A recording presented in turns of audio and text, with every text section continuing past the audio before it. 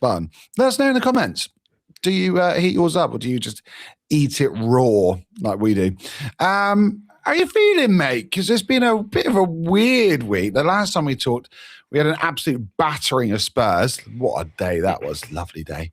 Oh, reminisce about that for a minute. And then we've had some brutal performances since. But we're 7 points ahead. So does it matter? No, it does not matter at all. Yeah, it's been a weird week. I was in Liverpool for the first time in my entire life ever last weekend. That was kind of fun, I guess. A lot of Liverpool fans, funny enough. Watched Arsenal We in were this lined up, just Arsenal shirt on, just. I did not wear my Arsenal shirt. My mate did though. We went to this like big place where there was a game on. There was like no one there watching the Arsenal game on Sunday. It was so funny. There was literally no one. There was like three Chelsea fans, then me and my friends who are mostly Arsenal fans. That's about it. No one else cared. It was hilarious, to be honest.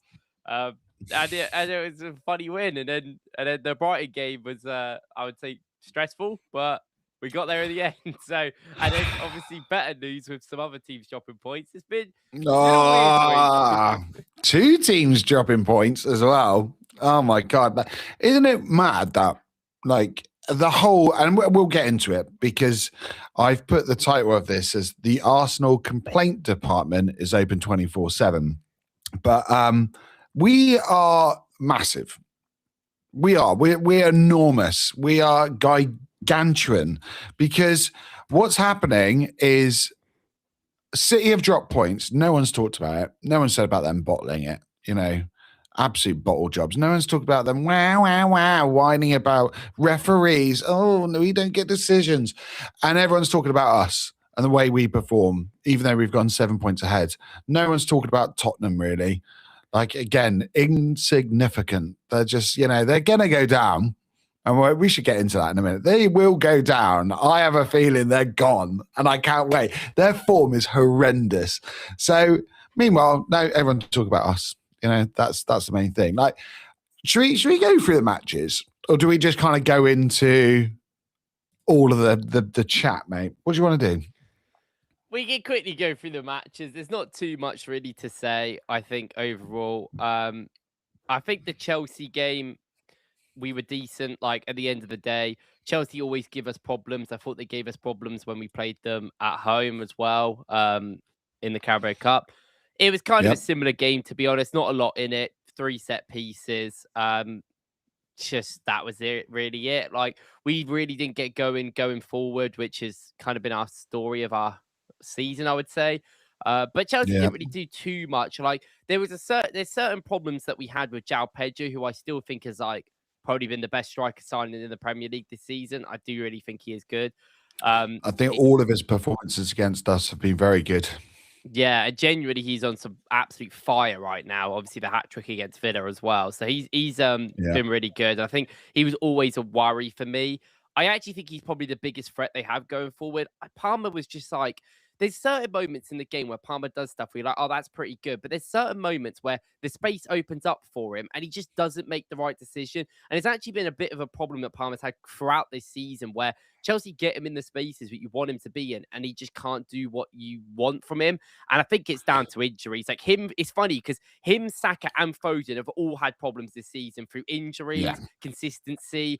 So it's fine. Like when people say to me, "Oh, this guy's an average footballer, Saka's an average footballer," like all 3 of them have actually struggled. I think you can ask all the fan bases of all the teams, and they would all be quite honest and be like, "Well, I don't think they've played brilliant." I think Saka still has the best takeover performances, but I don't think in terms of output, he's ever really going to be there this season because his finishing's been so poor. But genuinely, for the rest of the game, like against Chelsea, it was what it was. We did what we needed to do. I don't even really think there's that many talking points because it kind of was a game where both teams cancelled each other out a bit more. The Brighton game is a little bit more like we didn't play well at all. I think Brighton stopped our build-up completely. And I do think it is an easy system to stop Arsenal's build-up when you basically force us to play long over and over and over again and we just don't have an outlet like Gyökeres or like Martinelli. These players are just not players that can bring the ball down and carry it. And like they're just not that sort of game. And the thing is, like, you look at these sort of games, you're like, Brighton press up a lot. There's a lot of space in behind. You're like, oh yeah, Martinelli, Gyökeres, this could be great. But we just cannot get the ball to them, or they just cannot keep it. So it just doesn't matter. Like, Martinelli must have touched the ball out 5 times. Like, he just genuinely could not get on the ball at all. And it was just pointless. It was a pointless him even being in that game. I get the idea, but it just didn't work. But I do think a lot of this is game state dependent. Like, we scored so early in this game from a deflected shot that Verbruggen should save. And then from that, we're in a situation where we don't need to push the needle too much. There was a few chances we had when Havertz came on, and Havertz got into the box a few times, but it wasn't like we had to really do too much. And that is, we'll talk about everything after the game in a bit, but a lot of that, I think, does come down to the game state and how the game panned out. But genuinely, like I've said this over the last couple of weeks, we just need results. This isn't a part in the league, at least in other competitions. I'm a little bit more willing to be like, I want us to play good football. We're going to need to play good football. But in the league, it's literally crunch time. 9 games that just keep winning. That's all we care about. I don't think any Arsenal fans going to care that much. Next season, we can have conversations about like, right, let's play better football, which I think should be valid. But now I just don't care. Like, just get wins. We just came through Tottenham, Brighton, and Chelsea. 3 great wins in a row. Like, even if the performances aren't good, coming off a draw against Brentford and Wolves, which were pretty poor. So we've bounced back and got the results we needed to. So that's the main thing.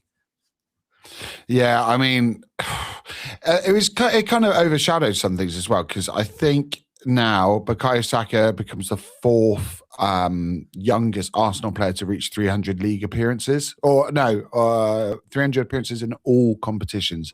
Need to correct myself there, which is massive, considering he's had a huge injury and almost like spearheaded this team to where it is now. And then you had David Raya as well, who's reached 43 clean sheets after 100% appearances, which is mad in itself. That's joint 6th in Premier League history. So there were really nice kind of stories and undertones in the match, but it all got overshadowed by Hurzeler. And as much as I hate him, I think his game plan was really good. Like, I thought, oh, you're making this difficult. But comments he had in that game, well, after that game, I just thought, he can't help himself, can he? He just cannot help himself. And let's have a little look at them, mate, because I want to get your reaction to this, because we haven't talked about this at all. So I've called this wow, because that's what I feel like I am hearing from every angle. And I try to keep my language all right on this, because I know this is going to wind me up doing this. So he said, I asked one question. Did you see a goalkeeper in the Premier League going down 3 times? And then he went on. I mean, this is like, paraphrasing from his massive rant. If the Premier League and referees allow everything, then it's difficult. Then they make their own rules. At the moment, I have a feeling that Arsenal are doing their own rules, no matter how. Which I was like, was there any massive... Do you know what I mean? There wasn't like us getting penalty shouts, us getting away with murder. So really, was it that bad? Like, or is that just me? Maybe there was like an incident. I just cannot think. It's the only one that he's like talking about is the Martinelli one at the end of the half. But watching the game, that wasn't an issue. He was the only one really crying about it. No one, like, in the game, like TNT didn't even put it on their highlights package because it was just genuinely a nothing moment in the game. Sky Sports obviously did because, all get their clicks, but no one watching the game, no one actually thought about it. And it was one of them situations where there's only been a big deal because of the grappling talk over the last couple of weeks, especially from the Chelsea game. But at the end of the day, you can't give a foul. Like, if that was to be given, they would have to have given about 200 others throughout the season, which they haven't given. I've had arguments all week with people online because I've said that they cannot change the rules randomly now. Then was like, why can't they? Because it's how fair is that? How is that fair? And that's so. Could you imagine doing that? Everyone talks about, all we want is consistency with the refs. That's just absolute BS. You don't want consistency with the refs. You just want your decision to be right. That's what it is. Because as soon as I'm saying like, oh, they need to uphold the consistency, then people are like, no. They need to give them. No, they shouldn't. And even then, I think next season when they should inevitably change the rules or change how they referee games, that I do think has to happen. Mm-hmm. I think in terms of grappling, it becomes a really sticky situation that people don't really want to talk about. Everyone grapples, everyone's holding for each other. You want 7 penalties a game? Is that really entertaining? Is it? Like, I don't know, man. Like, I think that, yeah, again, it's one of these situations where there is so many valid concerns that people have about the way football is played in this country, about the way things are going, that are separate from Arsenal and maybe to do with Arsenal indirectly. But people cannot differentiate their hate from Arsenal and their problems with the league and the things they're watching. They can't do it. People can't have that intelligent conversation. There's so many people I've seen, and I would recommend like listening to a lot of smart people. The Athletic did a really, really good podcast about it. The Tifo podcast on The Athletic, they spoke about it really well. Arte de Rocher, who's a correspondent for The Athletic as well, spoke about it after the Arsenal-Brighton game. And he said that Hurzeler made it like we were like some sort of pantomime villain, is what he said. Before the game, he went into it talking about how we played games and how we do stuff. In the game, he had multiple conversations with the ref. Half-time, the 4 minutes before half-time, he's talking to the ref. He's going up to the ref, going, what's going on? Half-time, he's coming out, he's talking to the ref. He's doing all this stuff. So he was clearly trying to put that into their heads the whole time. Now, I will go on this later about the referees, and I do think the referees are a bigger point about any of this.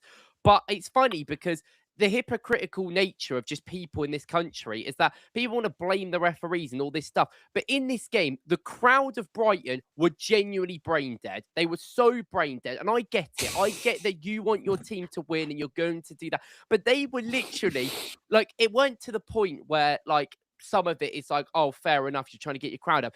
Some of their players would push our players on the floor. It would be a foul. And they'd be like, what's going on? And as soon as it would be their decision, nothing. And I was just like, and then I was like, well, no wonder Rice sitting on the floor and all this. And then they cried even more. It just made me laugh because I was like, mate. And I was just like, oh my God. And like, obviously, his comments, I've not liked Hurzeler. This isn't a new thing. He was disrespectful to us last year after the red card with Rice. He was like, no, it definitely was a red. He was a dickhead when we got that penalty against them last year. When also, by the way, no one's spoken about this, but 2 decisions went against us last year where Brighton got 2 lucky points against us where they shouldn't have got from refereeing decisions that shouldn't have happened. And I won't speak to it. I don't think they should have happened even now sitting here. Don't think the Saliba penalty was a penalty. I definitely don't think that red card was one. And then we go into, he's also like, this is not a new thing. Maresca didn't like him. Maresca's also spoke about how he's disrespectful. He had some like beef with a game against Forest where someone got a red card and he was being an absolute. Oh yeah, I think it was Gibbs White got sent off against him, and then I can't remember if it was end of last year. It might have been when Nuno was there, and Nuno was like, "Oh well, it's just not a red," and I think everyone agreed it wasn't or something, and then he came out and was like, "No, you're wrong," and then everyone didn't like him because of that. Like he's consistently gone through things where if it could benefits him, he's all like, "Ha funny," and then when it doesn't, he cries, and like. It's just such an inexperienced thing. He's early 30s. He's clearly new, like to all of this stuff, this pressure that he gets. And at the end of the day, he's at a crappy seaside town that no one cares about, who are Brighton last year and the year before, everyone was like, oh, they got this young talent, everyone liked him. Who has been speaking about Brighton this year? Has anyone spoke about Brighton? No one cares. Brighton fans are going to come out of the woodwork now, mate. They're going to be gunning for us after this. But the only other team that might be less spoke about than Brighton this year is maybe Burnley. Maybe even like every other team has been spoke about more than them in huge amount of level. Their team is boring. They've been playing a 40-year-old trying to get in Premier League appearances. That's been their biggest story of the year. Their biggest story. That's been the biggest thing. I like a lot of their players, and I've said, and I think the way that they played against us was really good. Like this is a benefit to them. They were very, very good. They nullified us so well in that game. But then they just ruined the whole thing. Like not the players, not the team, but the manager just ruins it from after this going on about this whole thing. And at the end of the day, you've got to focus on yourself. I get it, but the game's over. I get you're annoyed in that moment, and I'll give you a bit of the benefit of the doubt, I'd say. But this isn't a one-off thing. He's constantly been disrespectful and said things about us. And I'm surprised Arteta's fed up, because Arteta, as much as people don't like Arteta, when he's in press conferences, I think he is a little bit like Pep, like he's a bit serious. You don't want to tread that line with him. He's a bit like, sometimes you have a conversation, it can be a bit difficult, but he usually is like pretty honest. He's a pretty honest guy in press conferences. And when he was fed up, I was like, it's the first time I've seen Arteta ever fed up with another manager. He's always so respectful of them. And I think that just shows a lot. And I don't really care. Like, all of this stuff, it's like, this isn't the first time we played Brighton and they've tried to beef us. Like, their fans, the players. Like, why does everyone do that? It's just like so many teams want to make us their rivals. Do you know what I mean? Like Newcastle try to do it, like not Everton, Aston Villa, like United. Like, it doesn't matter where we go. Like, there's so many Chelsea fans going on and on. They went on about them being the biggest team in London, and they cannot have us win this league, which shows how tiny they are compared to us, really. Because they're going to go complete meltdown. I never cared. Didn't care like that with them. It's so bizarre, isn't it? But yeah, they're doing exactly the same. And for him to like, do you know what annoys me as well? He comes out so disrespectfully and then tries to take the moral high ground of, but I'd never play football like that. So, well, you can't have it both ways, mate. You can't come out and talk to everyone like that and then be like, oh, but I'm a purist. And which is a lie. Look at the statistics. 3 games this season they have played where they've wasted more time than what we did against Brighton. The common denominator is they won all 3 games and they were winning. This is the thing. Every team wastes time when they're winning. If your team could defend a simple shot with a slight deflection in 10 minutes in, then maybe you could have defended yourself, guys. But no, that's your own fault. You did that problem. Like, it's just this sort of thing where it's like, I hate this, because if he was like, I'm annoyed that they time wasted, I get it. I get it from his perspective at a smaller club. Why are Arsenal doing this? But this is the way the league is at the end of the day. This is the way the league is. And there's bigger conversations to have of whether that should be a thing long term and whether that should be the way that things go about. And I think that's a fair conversation to have. But I just think when it comes to this, like, acting like we're some sort of team that are the only team that wastes time, when every team in the country demonize us, and when he has done it in games against City, against Chelsea, where he's wasted more time than us, then it is crazy. Arsenal waste the most time from corners most of the time. We had about 3 corners in this game, and I saw there was a report by the Opta analysts who spoke about this, and they said that, like, they get his frustrations, but at the end of the day, if you don't want Arsenal to waste so much time, stop fouling them. They fouled us like 15 times. Stop it. Stop giving away yellow cards. Stop making the ball go out for throw-ins. At the end of the day, I remember I had this complaint when Arsenal played Sunderland away, and the whole first half, Sunderland were just wasting time, not even trying to play football. And I remember getting annoyed at that moment. And then I've spoken to people, and they were like, well, realistically, if you don't want that to happen, you've got to try and, stay away from the physicality a bit. Stop fouling them, stop giving them things that they can bed on in. And also, at the end of the day, you've got to respect that's the way they play, because the referee's allowing it to be happening. Yep. How can you blame him? And I was like, yeah, fair enough, I guess. And then it's the same thing happening here. Like, I just don't. It's just this hypocrisy of this manager, and I just think like all managers are going to be so hypocritical, like they are, because they all just have such like short side thinking. Like they all just think about next game, last game, next game, next game. They're not really thinking, I don't think, all the time about the bigger picture, especially within football.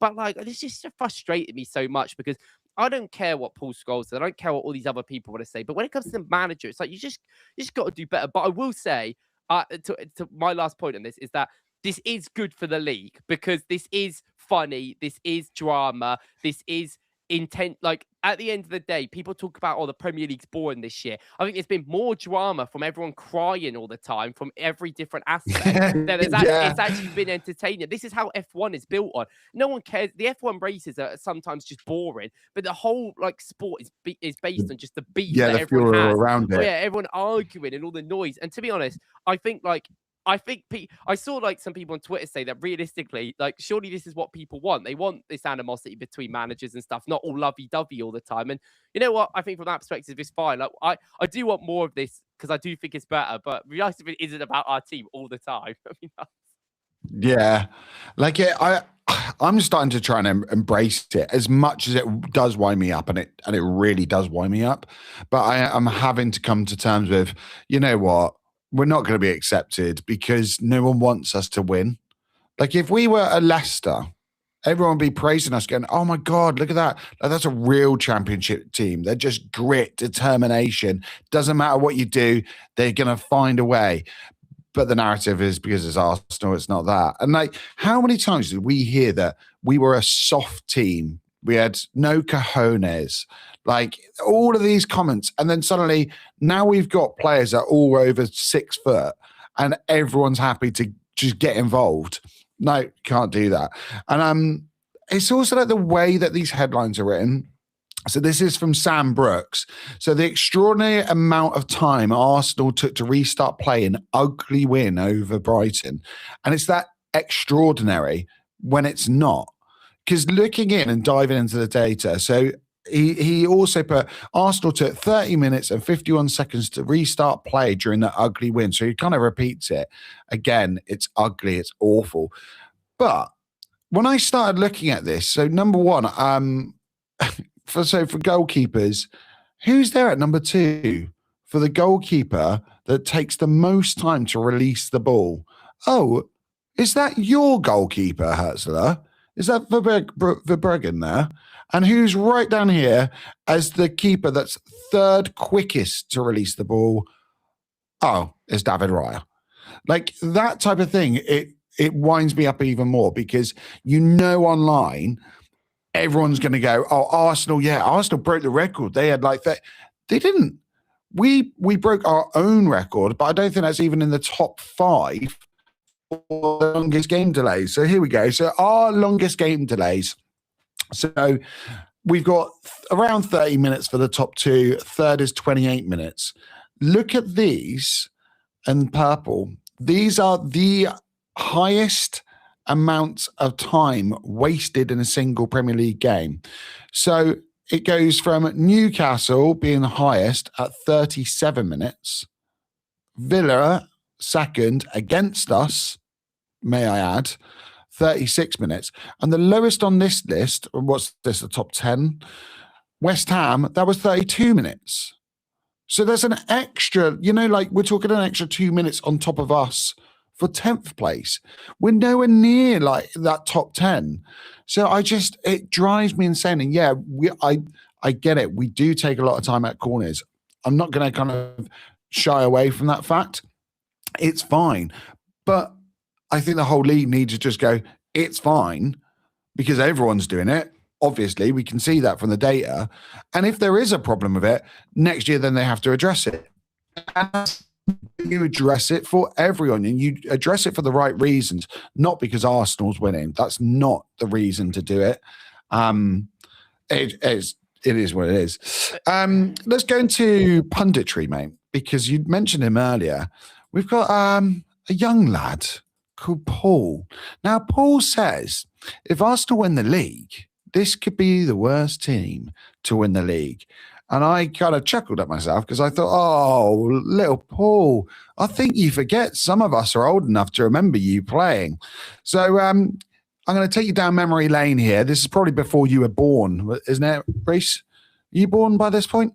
What year is it? Oh, yeah. This is 96, 97. Way before I was born. It's like 5 years before I was born.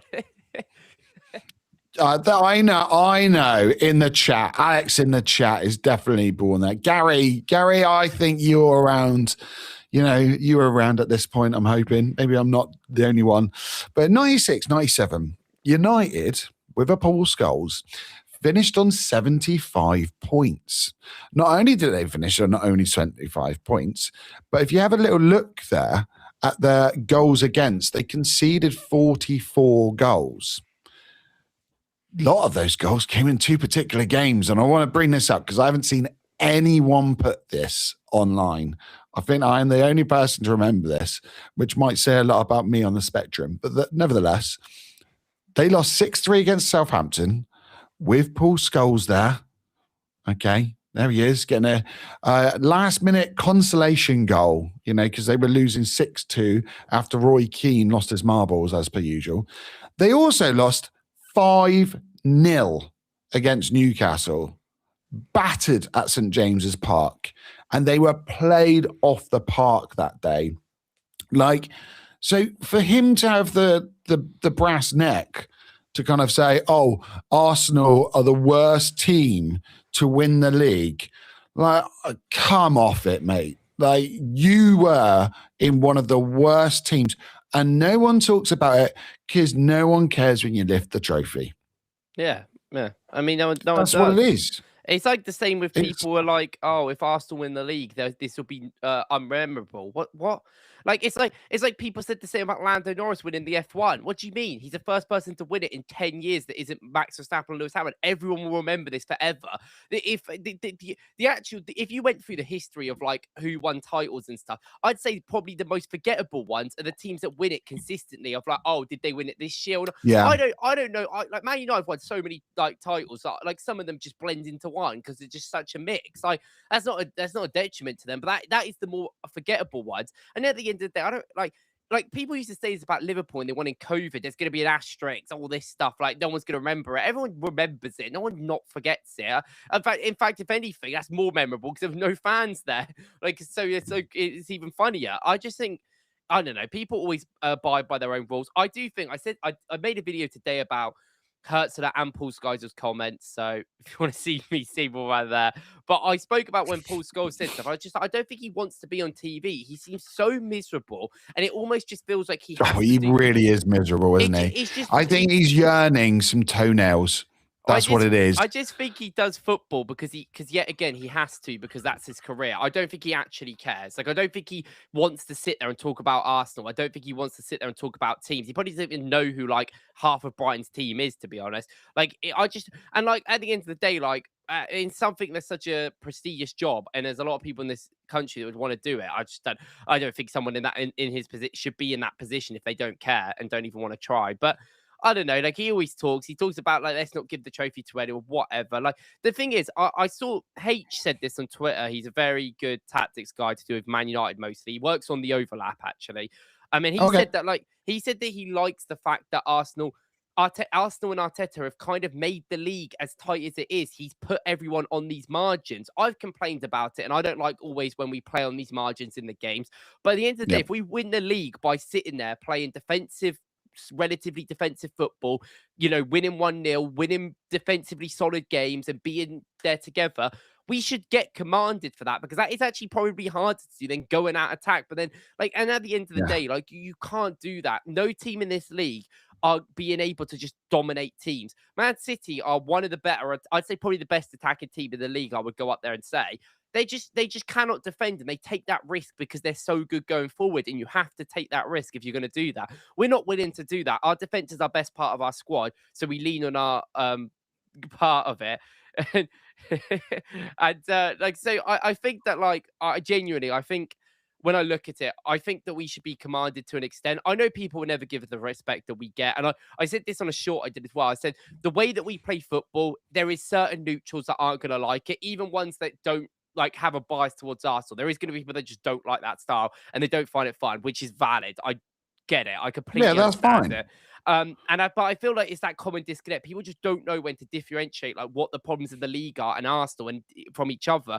We play football that we want to win games from. We've been so bad recently against Wolves, against Brentford in defence, and the game has been chaotic and we've drawn. Against Brighton, we were very, very, very good defensively. And I would rather that over anything else. Was it the most fun game to watch? No. Was I stressed watching it? Yes. But I don't really care. We won the game, and that's what matters at the end of the day. And they didn't really do a lot. They had a couple of arse chances, and that was it. So it's like, people can cry about how we're playing, but if we win the league, like I don't really think anyone could chat to us. What can they say? Well, we've won, and we did what we needed to at the end of the day. So true. Let's go through a couple of comments a minute. Gary, I was around, but didn't start following until 2010. Oh, what a rough time to come in, Gary. Jeez, mate. Basically, when I came in. Yeah. 610 Vegas, was that the game they blamed the shirt color and changed the kits at halftime? Yeah, I think it was. I had the grey kit, and it was, I think maybe they said it was like foggy or something, and they had to quickly get it. That's right, Alex Ferguson. That's why you're 3-0 down at the Dell. Alex Argyle saying he was a Man U fan. I don't know what to say now. Are you still a United fan? Are you an Arsenal fan? You're just a Forder and Wackles fan. Maybe that's what it is. God help you if you are. And Dwayne, evening, mate. Question for you both. Why is Havertz coming on and Gyökeres coming off when both Zubimendi and Rice look shattered and Arsenal's attack is so much better with Havertz and Gyökeres as the front two? I mean, I don't think he's been fully fit at the moment to kind of come straight in as a 10. I love the idea of the two of them playing together. And I also think if you're not looking at a particular game, if you just said, right, put out an 11 and one of them starts, one of them finishes the game, I would go Havertz starting, Gyökeres finishing, if no context. But do you think there is a reason why Havertz is coming on apart from injury? Or do you think it's because Arteta is so obsessed with having Zubimendi with Rice at all times? Well, I don't really know if they're like the same thing, really. Like, you can bring Havertz on for Gyökeres and still change out Zubimendi for Mars or Norgard. Like, I don't think that really makes a difference. I just think it's so totally game dependent. And I hate when managers, and I know managers sometimes do this, like pre-plan their subs. I hate that. Like, just for me personally, that's just not a thing I would ever get a buy to, because I think when you watch a game, you then get the feeling of what's going on. When I was watching the Brighton game, at halftime and even 50, 55 minutes in, I was like, okay, Gyökeres off, Havertz on. We need Havertz up front. We need that outlet there. Hang on a minute. I'm going to stop you here. Do you pre-plan your subs on Football Manager? Because I know you've got an FM channel.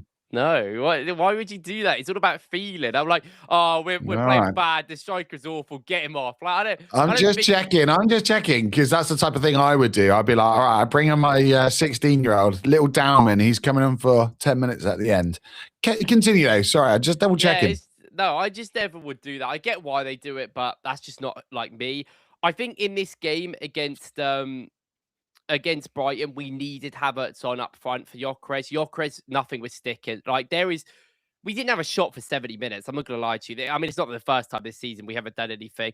And I agree with the whole, like, Havertz in midfield's been fun and nice and cute, but I think we're in crunch time now, like 16 phase. I think Havertz has to play up front. Like, I think if I think about Champions League games, and I wouldn't mind playing Gyökeres and Havertz up front together, but at the end of the day, in my opinion, Havertz has to be the number one striker no matter what. And I actually think with the midfield options, we talk about Eze, we talk about, Saka, if you want to include him, you've got options there. I mean, I don't know what's going on with Odegaard, but like, I just think we've got enough options in midfield where he's at least trying things now, where he's given Eze games, he's given people games, that I'm just like, yeah, I think Havertz in certain games I would love with Gyökeres, but there are two best strikers. So I was like, do I want them both to play? I'd rather just play Havertz in this game to come on. The whole Zubimendi thing, I do think he needs to really consider resting him. I did a tweet about Zubimendi because some people have said to me that, like, I've said that maybe Arsenal should consider signing another midfielder, like a proper big one, not a youngster, because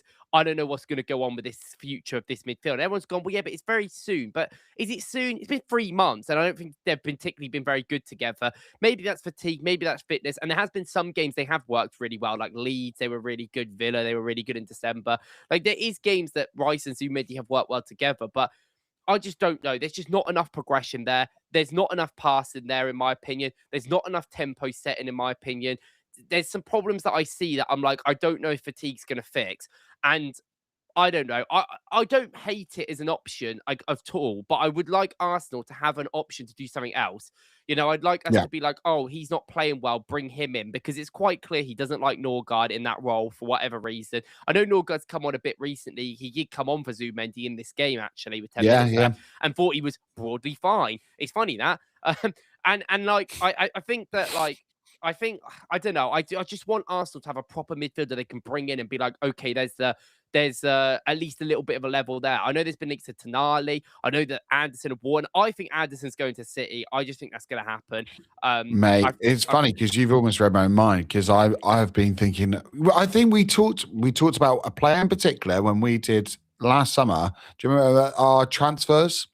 And we had our budget transfer season, our big transfer season, and we both mentioned Wharton, and his performance on the weekend was unreal. Some of his passing is just unbelievable. And I keep looking and going, oh, if you The could get him in. there. This is the market's there. Like, there's so many good central midfielders that I'm really like I still think Buadi makes most sense, but when I look at Buadi and kind of how I look at Wharton as well, is I think there'd just be I think Wharton can play alongside Rice, but I think they're better players to replace Rice. And I'm kind of not sure if that's necessarily where I would want to go into it. Like, I think if you get I genuinely, if they wanted to get like a proper DM, like a Game, I wouldn't mind it, because I think Arsenal do miss a little bit of a sitter, some guy that can just be a bit calmer, because that's not what Zubimendi is, and just do some simple passes and just put the ball out wide and whatever. Because I think sometimes Zubimendi's a bit frantic, and when he's not fit enough, he's struggling, and then he's making poor decisions. And I think it's because he's trying to do too much. So I kind of just think that, like, maybe that's a situation you get into. I think Anderson's the best midfielder on the market. I do think he is better than Wharton at the moment. I think he's a way better season than Wharton in a way worse team. Maybe I know Pass are kind of thrown the last couple of months, but I think Anderson's a pure passer. Like, people talk about Wharton being this passer. I look at Wharton as a bit of an 8. He can progress a little bit more. Anderson's the best passer in the Premier League, barring Bruno Fernandes, in my opinion. This season, his stats are unbelievable. Well, statistically this year, I think he is, but like unbelievably passing wise, he can just find ways out of anything. And I mean, his ability to break up play is really underrated as well. Yeah, and he's not even really like a proper 6 either. So even then, you're getting into territories. But I don't think we need like a natural 6. And you can get Gami, and he's going to be cheaper. I mean, there's also 8s like Mazambi. I've spoken about Mazambi a lot recently. I think he's really fun. I think he's such a good player for Freiburg. That guy can play on left wing and right wing as well. So, what's the guy over at Leeds as well? Statch, yeah. Yep. But I mean, I wouldn't bother with that. I wouldn't, but you know, like there's just so many talents at the moment, which is really nice. You know, like there was just a dearth of it. I mean, Alex Scott, Baleba, there's loads. There's loads of genuinely good players that could easily elevate us. And Buadi's another one. Like, I don't mind as much as I just want us to invest in someone that we really do believe can come in next season, at least can really contribute. Trust them. Like I don't want a player I don't want them to get a Mazambi in and then be like, oh, he's not good enough to play yet. He's only 20. Like, we're not going to trust it. Like, what's the point? I want someone that can play at least a little bit. Like Mascara can. Like, Mascara isn't starting every game, and he has looked shaky at times, but it's still been really good. I don't want Mascara starting every game, but I think we can have that option when he can come in games and it be like broadly okay. And I think that's what I kind of want from a midfield.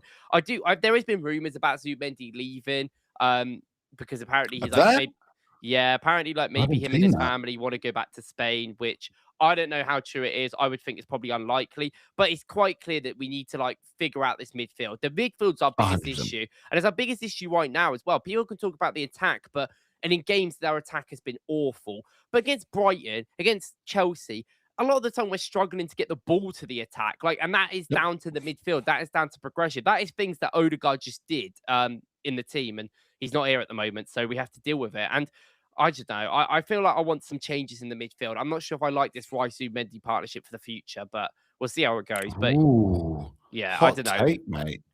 I mean, I like it. I just think we need to take the pressure off both of them. To be honest, it's not just a Mendy; it's Rice as well. Like, if his body breaks down, that's asking for trouble. And like, I was watching the last game against Brighton, and I think Hincapié was brilliant. He was so good. Like, the application is just always 100%.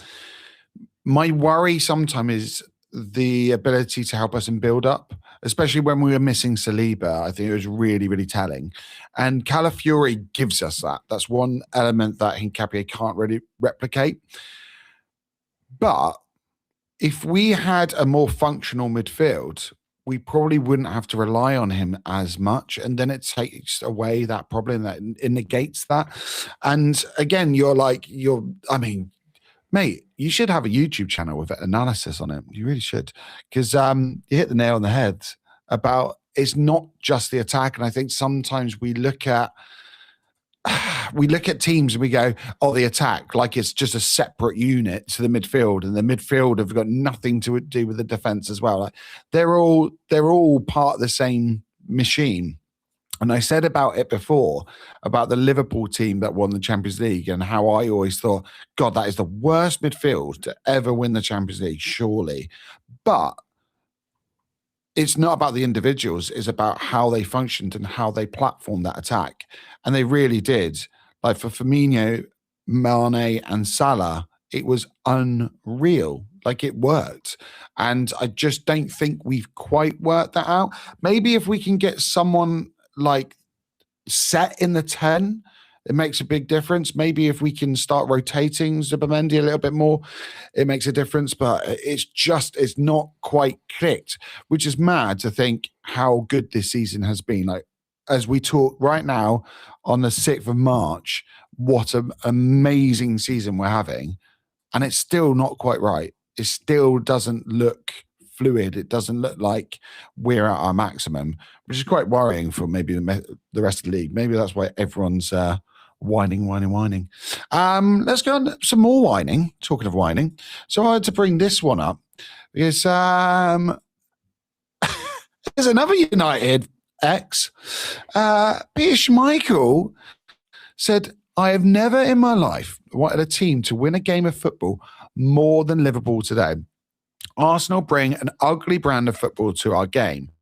So that was earlier on in the season. He also said about Arsenal and the way that we play, and we shouldn't have a title kind of similar to Paul Scholes, and it's ruining the league. And I thought, I can't believe like the irony of a man that prior to 1992, goalkeepers could handle back passes from teammates.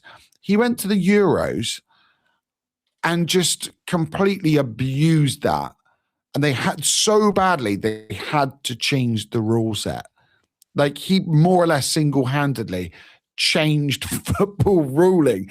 And then he's there saying that we've got to change stuff. I just think, oh my God, like surely these guys, and I know I'm getting myself wound up about this again. Surely these guys must know that people are going to remember these things, and people are going to like kind of, say, are you taking the mick? But, or are they that I don't know, lack that self-awareness? They're just in a bubble constantly of just like yes men and people that are, worship them. Because it's mad. Like, do you, like, regardless of Peter Schmeichel and his comments, like, do you rate him as a pundit? I've literally like never heard anything he said because he's just like the guy that's for the best, mate. He goes I usually think he's okay because he does the interviews on TNT. And I think he's all right, but like I can't lie. As someone who's me, I never watched him play. I've never like with people like Gary Neville and stuff. It's such a different thing because like I don't know.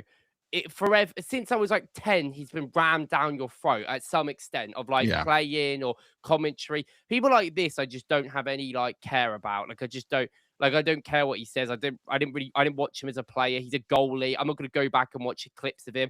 I watched his son win the Premier League title, and his son is one of the worst goalkeepers I've ever seen for Celtic and got dropped the other week. Well, he's not talking about that, is he? Like there's things that like I just don't like. I don't know. There's just certain levels of like I just don't really know or care like about what he says. Or I do find it funny that you'd think former players would be the people that would have the most insight of like what they're understanding how people think and giving people the benefit of the doubt, but they don't. Why is it seem like the fans have to do that all the time? Why am I sitting there going like, oh yeah, but this guy got angry when he said it because he just had a game and he said it. Why am I the one that's giving the benefit of the doubt? And journalists have to, when these people that worked in the business and actually played professional football can't.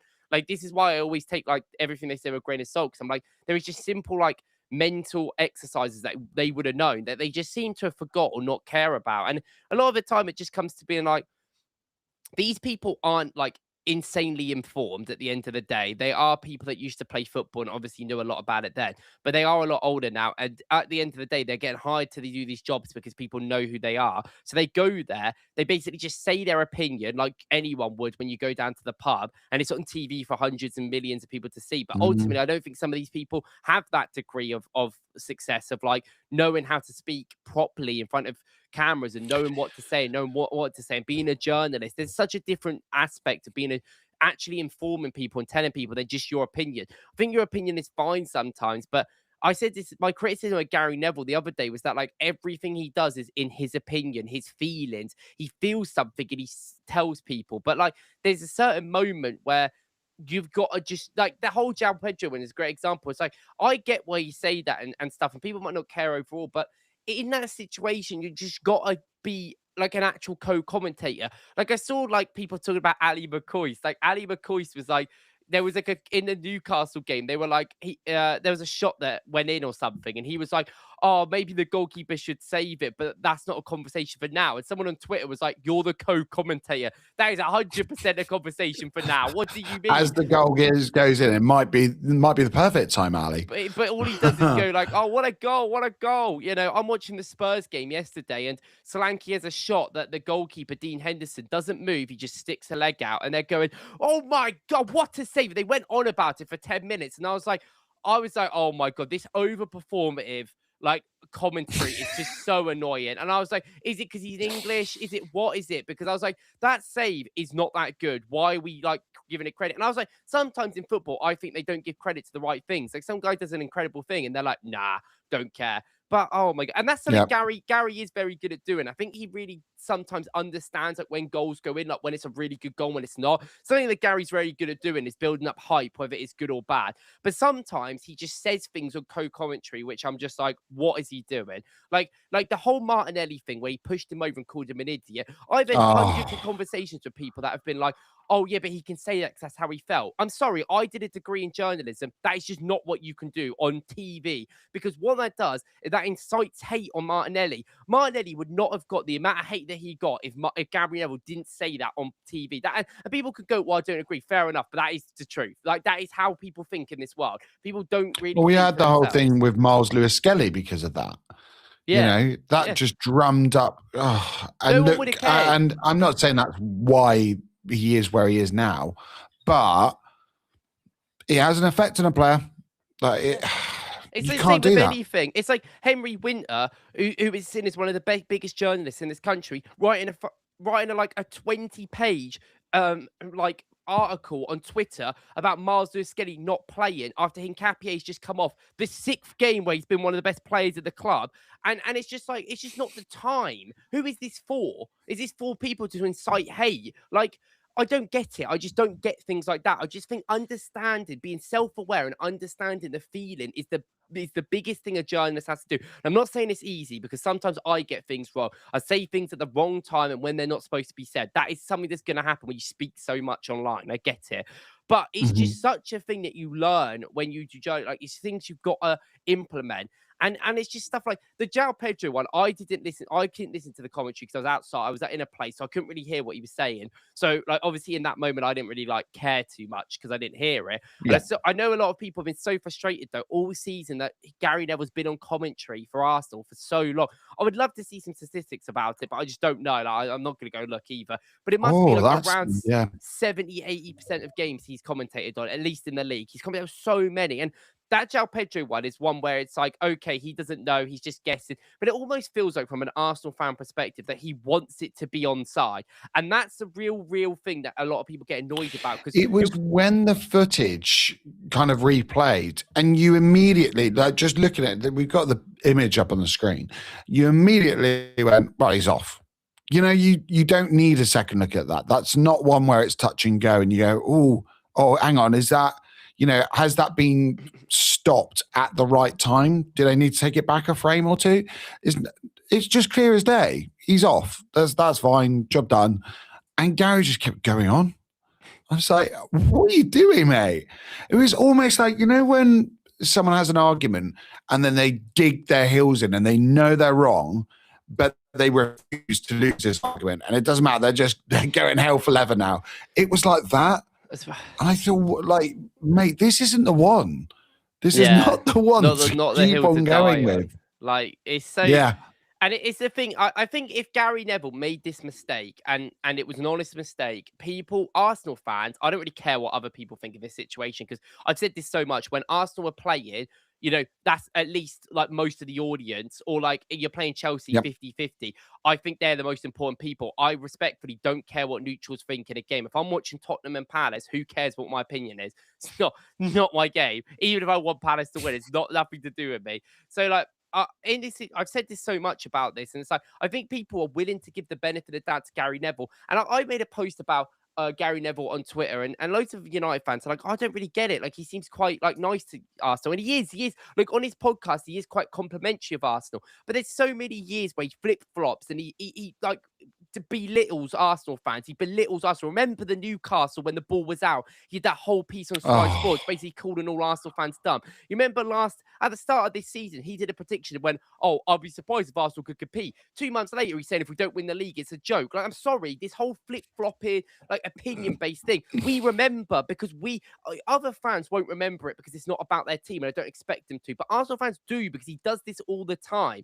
Like, and that's the problem. It's not like we're going out of our way to hear him. Whatever the clips on overlap come up on your TikTok feed or your Twitter, whatever. We're literally trying to watch the Arsenal game on Sky Sports, the only place you can watch it in this country, which already costs, by the way, a huge amount of money to watch. And people pay a fortune to watch this stuff. I pay a fortune for this stuff to watch. And then you get it rammed down your throat of him just every single decision. He's going against it. Because at the start of the season, it wasn't that bad, but it's worse and worse and worse and worse. And as the season has gone on, it genuinely makes me feel like we've gone commentating on us. And I hate that. Why would I want to watch my own team? Why would I want to watch my own team and just get this guy yapping about your team being bad and bad and bad all the time? If the team are bad, I'll speak on it. I don't need Gary Neville to talk about it. Like, there's so many things that I think. Number one, I do want to mention this while we've talked, because we talked about Paul Scholes, we talked Peter Schmeichel, talked about Gary Neville. That whole group of, Alex Ferguson's understudies, they have been horrendous in their managerial tenures. All of them, like Wayne Rooney, Neville, Giggs, like the lot, dreadful. And don't get me wrong, he got the most out of that squad. He'd got every drop of blood out of that lot. But when I then look and I go, are you that aware? Like, I know that they've got a lot of teams behind the scenes trying to help them with analysis and stuff. So sometimes I think, are you actually just not self-aware? And are you kind of just not aware of the ruling or whatever it may be? Then sometimes I get the feeling of, well, you must be told to, producers going, right, we need to drum up. It's Arsenal. If you're on there, Gary, we know we're going to get, we're going to get clicks, we're going to get views, everyone's going to be tuning in. And then I look back at when he first started, and he seemed quite nervous at first, to be fair to him. And I get it. I was mad nervous first time coming online and talking. But his analysis was really good. A lot of the time it was really in depth. And they started showing us things where you went, oh, I've never seen this outside of a coaching course. Never seen it. I've never seen the game looked at and pulled apart in this way. And it was a really good thing. And they've moved away from it. And I just think, just come on, you're better than that. Yeah. Because you're essentially like, it might sound a little bit over the top, but have a little bit of self-respect, mate, because everyone's laughing at you. You've made some terrible decisions after statements you've put out, going to certain places in the world and, making comments about stuff. And I think just do your best at your job, because quite frankly, I don't think you are right now. And so there we go. It's funny because I do think that's the frustration, because at the end of the day, even now, Jamie Carragher says things that really annoy me, and the whole photo thing last year yet again was another thing where he couldn't set his own biases away from his analysis, which is a problem. And I'm not saying that in the heat of the moment that I would be any better than that. I think we all would, but I hate that these people get put on a pedestal when they are just like us, in the terms of they get angry, they get annoyed, and they say who was the other person on that though, on that game? Because again, it's about representation. I don't mind. Say if you're Gary Neville on a game and it's not United, fine. but then you wouldn't really have the other commentator as as a fan of one of those teams. So again, like weird, Carragher's on there, it's so and so you weird. don't have that when it's United Liverpool and you have Carragher and Neville. That drama kind of unfolds, and you get that extra layer of coverage, I guess. But yeah. Having Carragher on that, like you didn't have the other side. It would have been fine if he's going, no, put the camera away. What are you doing celebrating? And then you had Righty going, no, let's celebrate. And Righty's, he's giving it some, but that's not whatever happens with us. But the problem that's what drives me nuts. There's a few things there though that I do find like it's not really the fault of the people, because they did try and do this whole 3-person commentary team, and rightfully they gave up on that because 3-person commentary teams suck, and they always do. Unless it's in Scotland where you've got like Chris Sutton arguing with someone else, like and that's okay, because I don't want to listen to Chris Sutton by himself or with anyone else. So he needs to have like 4 people to dilute him down, so then it's actually like listenable. And the problem is as well, like I say there's a lot with Gary Neville. Like at the end of the day, Gary Neville, I think the real criticism he gets is from Arsenal fans, because we know what he's like with us.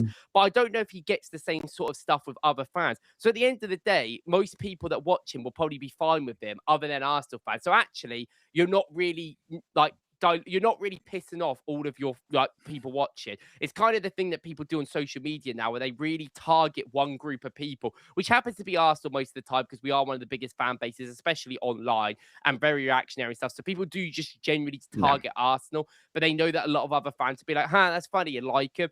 With Gary as well, like as a co-commentator, he's not bad. Like I think some very famous goals he's got feelings in. I do think he forces it a little bit more, too much now with some of the things he does.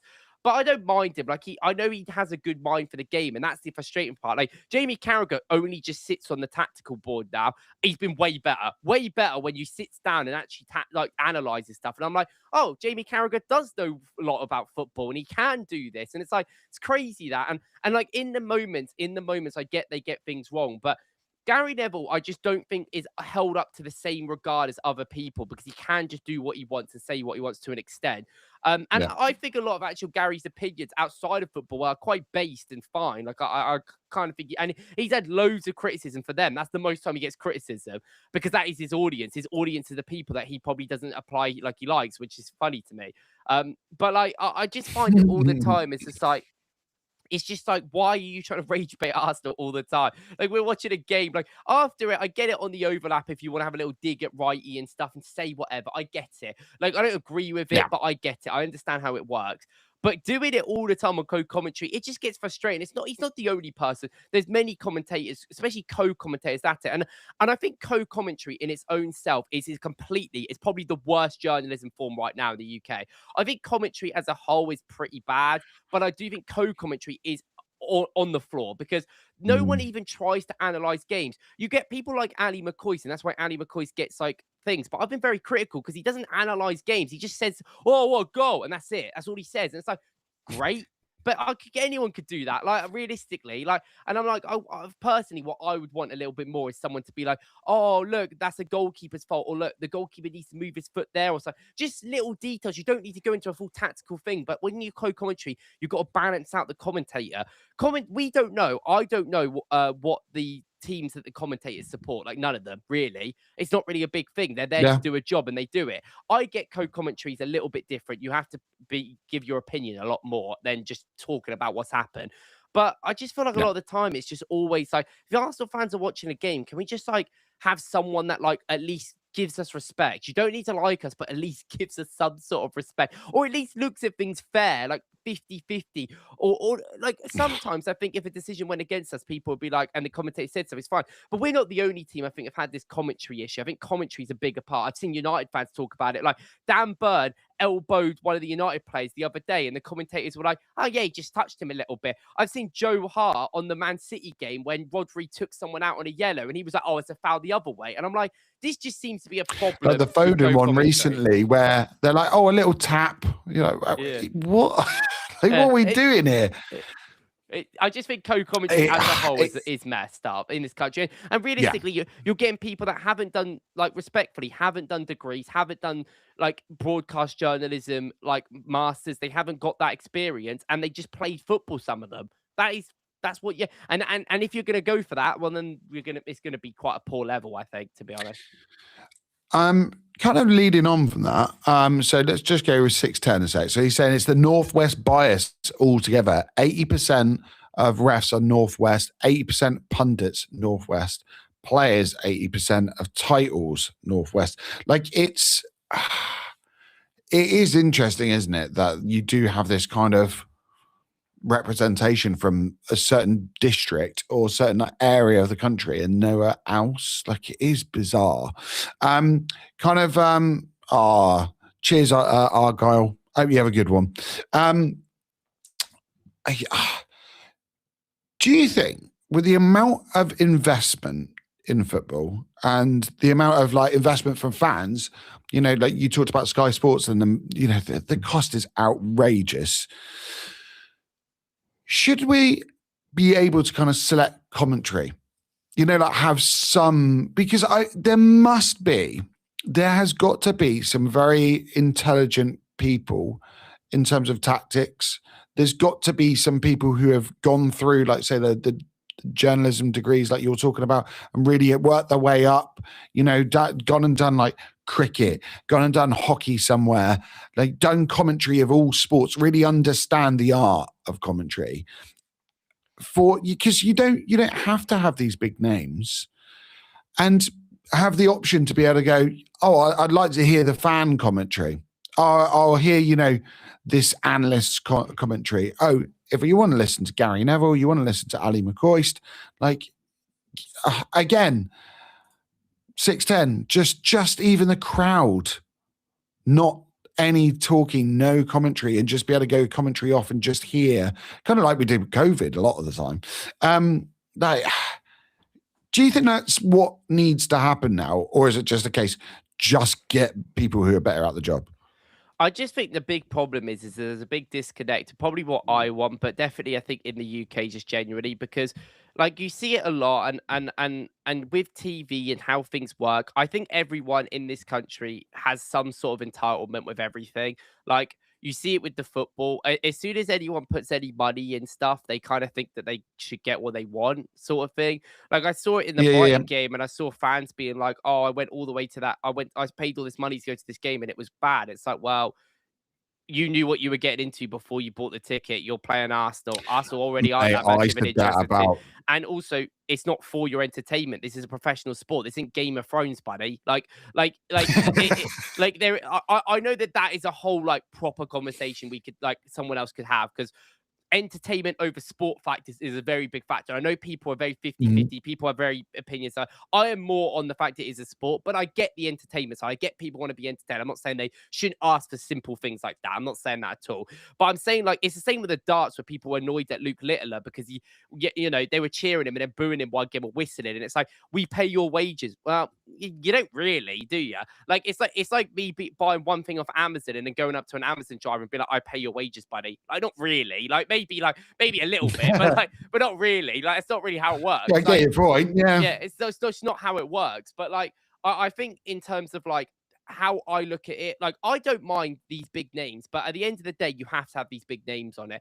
You know, I see it with YouTube and I see it with anything, but in the UK, we have this thing where people will only listen to people that they respect. And over the time, it comes down to respect of like football. Like there's so many people in this country that still have the opinion that if you didn't play football at a high level, you can't talk about it. And there's so many people that feel that about anything in life. Like, and I personally, obviously I don't agree with it, but I just do think like on TV, I see people like Umir get this match of the day job. He's on Sky, on BBC. Maybe he doesn't get much hate himself because, you know, BBC match of the day, whatever. But I'm sure there's a lot of people that have gone, who is this guy? What's this guy done? Like sort of thing. And that's just not how it, like, I don't think that's how it should work at all. I think you should get more like current managers on. I think every time you get a current manager on one of these things, you hear the insight. You know, Roberto Martinez on the Euro. When Danny Roll was on the Euros, I remember it so vividly. He was so good. Like Maurizio Pochettino. Well, obviously, a lot of these guys have jobs, but there's a few people that don't. Like Ed De Derby on. I love the he's a Oh, mental. mate. But I'm Do you know sure what? That would probably be Blockbuster as well, because he'd probably just say his mind. So It's on top of the entertaining. knowledge. Remember Mate. Bilic in the World Cup all them years ago, and they Yep. were like asking questions. Like, I don't care. That's so funny. But these guys are so knowledgeable, and they're knowledgeable in current things. I think if you wanted to get like a big name, and you didn't want to get like some rando who hasn't played the game, which I know a lot of people won't want to see. That's why I'm trying to balance it out. I would personally go for more. I think Gary is still good at his job, and I think Gary generates so much buzz and so much anger that he is a good at somewhat of his job. I just don't like Gary as a co-commentator. If he's on these shows, he does the Gary Neville podcast after, which I actually like. Do not hate his podcast. I think it's absolutely fine. I think he's fine on his own podcast by himself. I think he's actually fine on it. I just think that like sometimes it's about quantity, isn't it? I don't mind if Gary Neville's on one game out of Arsenal every month. I don't mind it, whatever. But it's like every game, because we are the big game, because we are obviously, going for the league title. We're going to be on Sundays more than any. And it's like, oh, here we go again. Got to listen to. And it's like, it gets to that point where I'm like, I kind of just want like a difference sometimes. And I don't really think for the amount of money that everyone pays, but I don't think the fact that Arsenal fans who are watching the Arsenal games should, like, I think that's valid to ask for that little thing. Just, can you be on some of, not every single game? Like, please, just some of them. And the problem is, like, I've seen, like, I agree that more Arsenal representation needs to happen on these shows. I do think it was a little weird having, like, on the Chelsea game, it was Sturridge, Vieira, and Yaya Toure. Little bit weird, because it's like, well, why is Yaya Toure there, really? But I like Yaya. I know people didn't like what he said. I don't really care. I like Yaya a lot. I respect that guy. But I just think that, like, it's all about that. It's all about having the feeling of what the fans actually want, what Arsenal fans want to see. Because we are, like, watching the game. It is for us. It's not for neutrals at the end of the day. Like, it is mostly for that fan group. And I don't see Gary Neville really commentate on many Man United games, which is weird, because it's like, I mean, maybe that would be really interesting. You said about the stats of, like, the percentage of how many Arsenal games he covers. I'd love to see kind of actually who he's covered the most, who he's covered the least. That would be really interesting. I do think you need to just have, like, I think the problem with all of it is like Gary probably doesn't commentate on the United games, probably because they think he would be biased. And then if it's just him as co-commentator, whoever the other team is watching, that would be really, like, frustrating. And so they probably do try and get an even guy in, a guy that has no stakes in it, sort of thing. But we all know Gary does have stakes in it to some extent, even if he says he doesn't. Like, he clearly doesn't want Arsenal to win games, like, which is fair enough. But it's just, sometimes it just completely overrides his like opinions and what he says, and sometimes he goes out of line, I think, in some of the things he says. And it's just like, I don't think, like, we need Arsenal people on there. Just get people that, like, are just normal, I guess. But I don't really know if there is any, because that's what commentary is at the moment in this country. And I know people have their differences of everyone. Like Peter Jury, I know people, like, I think he's decent, but I know a lot of people don't like him because he is very over, like, performative. But I don't know. Like, it's just, I don't mind him. To interpretation. But it's like anything, isn't it? You talked about just having too much Gary. It's like anything. You eat too much chocolate, you're going to feel sick at some point. I mean, I can eat a hell of a lot of chocolate, and that's me saying it. But you get artists and bands like that if they're just rammed down your throat 24/7, you're like, I'm sick of it. I don't want to hear it. Turn off the radio. It happens with everything. Like, I'm sure if we were on here 24/7 doing watch-alongs that, we're leaving the camera on even when we get into the toilet, we're coming back, we're still on, people would get sick of it. People wouldn't tune in. Like, it's like anything, and just give us a little bit of variety. And there's got to be a change at some point of this whole ex-pros are the only ones who can comment. And the thing of, well, you can't say it. Well, did you win?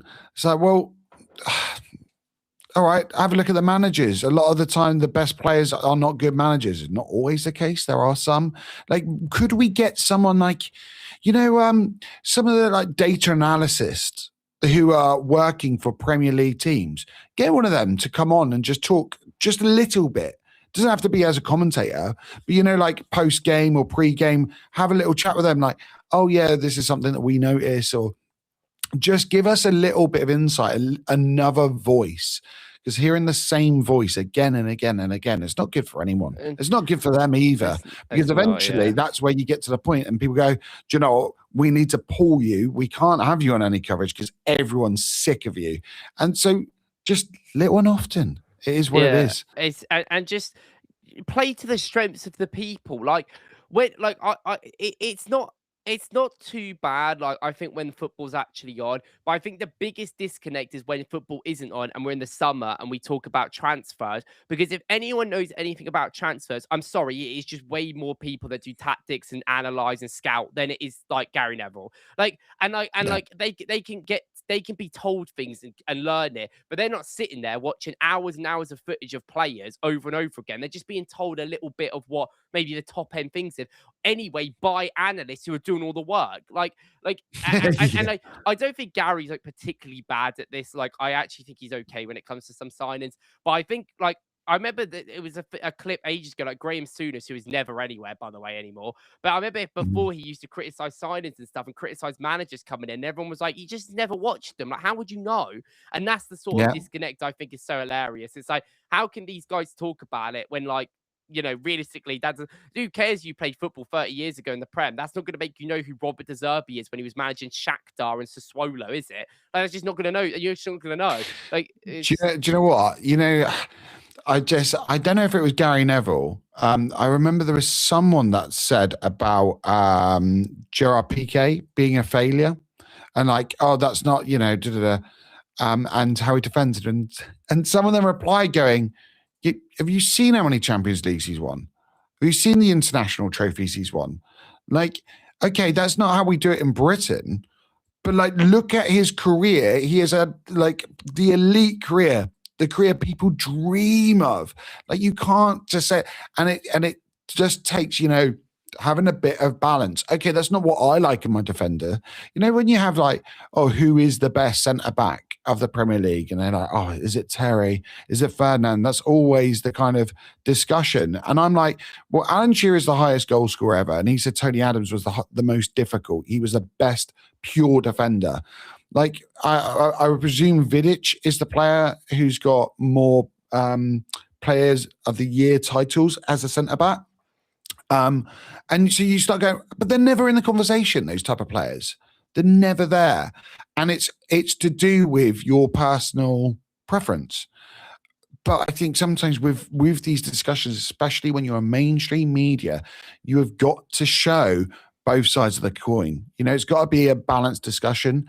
You can't just have it as like your own, like I'm going to persuade everyone, I'm going to have my agenda and that's it. And it's fine to a certain extent, but just, a little bit of both.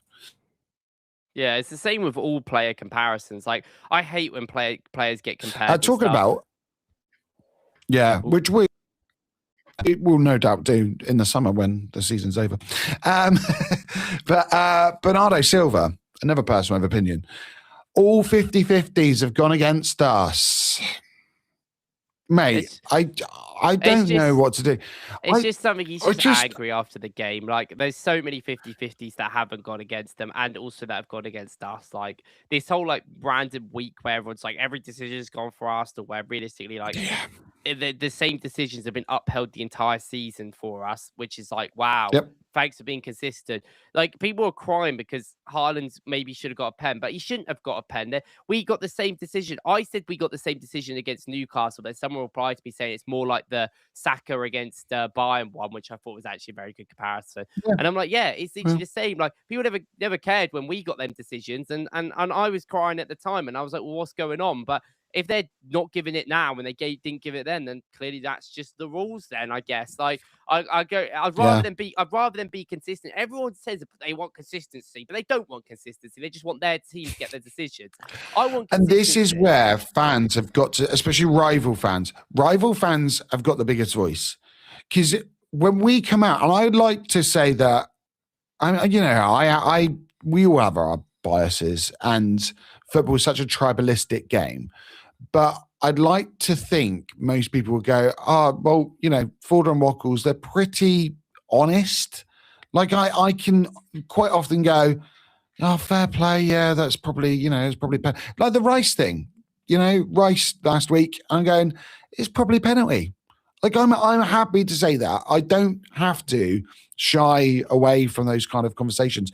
And when a different team's playing, and say it's Man City, and they don't get a decision, I will try my best to say what I honestly think, and look at the rule set and go, well, like the Haaland one, I don't think it is.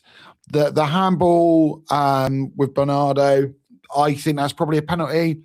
But listening to James B and from the Universe and what he was saying, I was like, yeah, I kind of get it. I get maybe why it wouldn't be given now. Like I'm not like that. Oh, it's got to be a penalty. Like City should have like been losing, and it is what it is. Like, yeah, I just a little bit of consistency. I'm more worried about when, like you talked earlier, right at the top of the show, about bringing a new rule set in now. I hate it when they bring a new rule set in at the beginning of the season, and we are always the ones that are used as the guinea pigs for this. And they make, a big song and dance of it. They make an example out of us. So like the Declan Rice and Trossard, wasn't it? Time wasting, kicking the ball away. And then it just disappears. It's not continued. Well, that's the problem with this. Is their flip. Oh, like if anyone wants to like hear like a proper insightful conversation, like literally the Tifo podcast last week spoke about like time wasting and everything, and they basically said that realistically, if the referees like just did their job, this stuff wouldn't be a problem. Like it is on them at the end of the day. I've said this for years and years and years, that at the end of the day, the time wasting's on them. The set piece taking is on them, because they just delay the game. They stop the momentum all the time. So people have to play like dogged football a lot of the time, and I'm not, and it is down to their refereeing.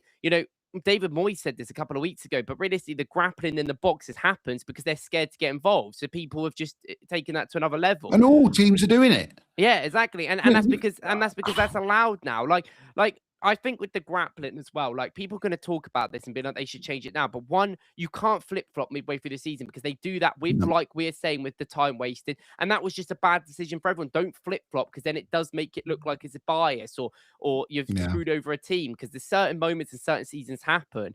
I don't even know if they should bring new rules in. I think bringing new rules in is the end of the world. I think at the end of the day, the referees just need to enforce the game more, which is their job.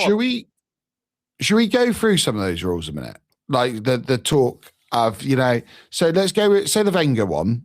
So the daylight between, so those of you that don't know, haven't heard it, Arsene Wenger for a long time has said, I want it less kind of to interpretation. If there's daylight between the defender and the attacker, then it's definitely offside. So for you, as a rule, so ignoring of the effect it might have on defenses and lines, do you think there's any other problem with that rule, just in isolation? The offside rule is fine. I don't even know why that's something that he wants to change. Like, this is the thing. People, like, things don't go as way as they want to. And then, I mean, I don't even know. Wenger's just lost it, to be honest. But they things don't go the way that people want things to go. So then they just go crazy, have this existential crisis of what needs to happen. Apparently, they're trying it in the Canadian League. Oh, I bet they love that over there. They're like, what's going on? All that means is that teams are just going to sit deeper and deeper and deeper into their own box. That's all that means. And that was my next question. I don't really think it's going to make, and that's probably just going to make it harder for teams to counter then. It might actually make it more boring. I think it will. So I just don't think it's worth it at all. I think it benefits strikers that can't stay on side. I think staying on side in line with your man is an art of being a striker. Arguably, one of the only things strikers need to actually care about a lot of the time. So why make it easier for them? No, I think it's stupid rule. I don't think it. I mean, FIFA might try and push it through because FIFA try and do this all the time, but nah, it's just they can't do stuff like that. I don't think, like, just learn how to play, not like that. That's just a stupid rule. The worst rule that people keep adding is like, people are like, why don't they stop the clock and then get to 70 minutes? Oh my God, man. How many times have I heard this? We're in 2026, man. Just because the time wasted shouldn't need to have a new rule. They should just yellow card people that don't take throw-ins or corners quick enough. Even us. They should just do that. If we're taking, wait, our mate's going to take a corner. Oh, here you go, Rice. Walking over, yellow card him. I don't care. Like, enforce the rules. My problem with that My only problem, and this is where we we try to be balanced. And when we talk about these and stuff, like my problem is when they talk about, say, the keeper has got to, what is it for a goal kick? Is it 10 seconds now? 6, but the problem is when do you start timing that? Is it when the moment the keeper touches the ball to bring it back into play? It's when. So, with the Raya one, everyone was like, oh, it's 12 seconds here. But actually, if you're contested, so if you're picking the ball up off the floor and a guy's next to you and you're trying to get around it, that doesn't count. It's literally 6 seconds when you're free is what the rule is now. And from a goal kick, is it from you receiving the ball from the ball boy? Is it from it being inside the 6-yard box? Is it?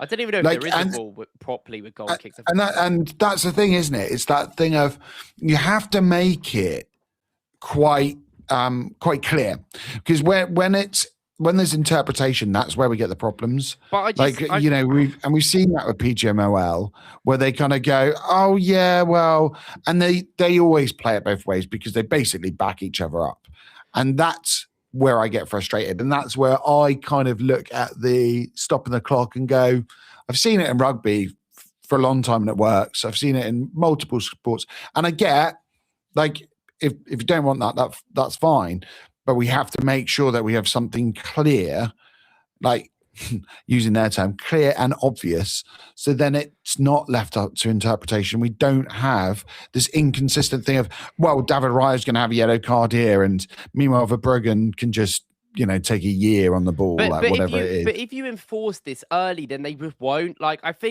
I just think it's so much easier to just get the referees to do their job than it is to make a new rule. I think making a new rule is just a lazy way of doing something that should just be enforced. They should just be able. Are the refs actually capable of doing that? Well, that's are their they job. Competent enough? That's their job. They have to. At the end of the day, I don't I sometimes think that I always say that yes, sometimes I think the problem is with the rule book is a bit unclear, but I always think football is so situational that I don't want to have defined things because it has to be. It's not like it's the NFL or something where it's not and the NFL is literally just a set piece sport, which is kind of funny because people hate that now in football.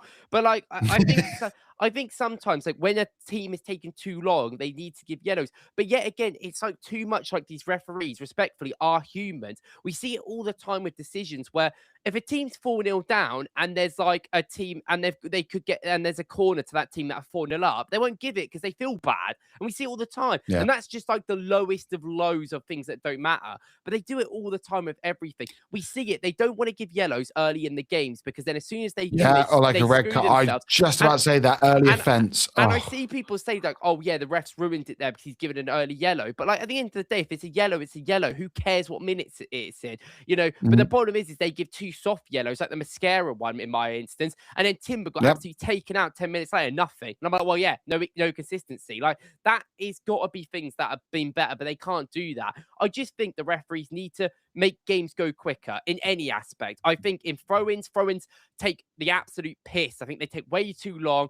I think everyone, I need to get the towel. Just bun this towel thing off. Everyone cannot bother. Get that out of here. Bye-bye. Because they're enforcing the throw-in rule next year with the 7 seconds or something. Yeah. But I just think sometimes you just need sometimes the feelings matter, because let's say, a player is on the floor and he's just got up. Yeah, I'm not going to be get up 7 seconds. I think that's where I'm there needs to be. How does it work as well? Say, I presume it would just be a case of common sense, but knowing our referees in this country, there's very little common sense.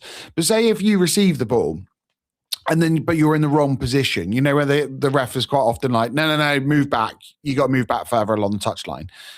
Are they going to continue with the timer? Are they going to get because common sense should prevail where they go, okay, you've moved, we'll start the timer now that you're in the right spot. But I just can imagine, can you imagine? You get Calafiori coming to take a throw in. He's just received the ball. They blow the whistle. Yellow card, here you go. Or they move it over. We've had so many things. It's like the corner kick because someone's time wasting too long as a goalkeeper. Okay, but it's just got to be consistent. Just do it. It's fine. And I think it's funny because I know there are so many people that are going to go, well, Arsenal are ones that are going to suffer.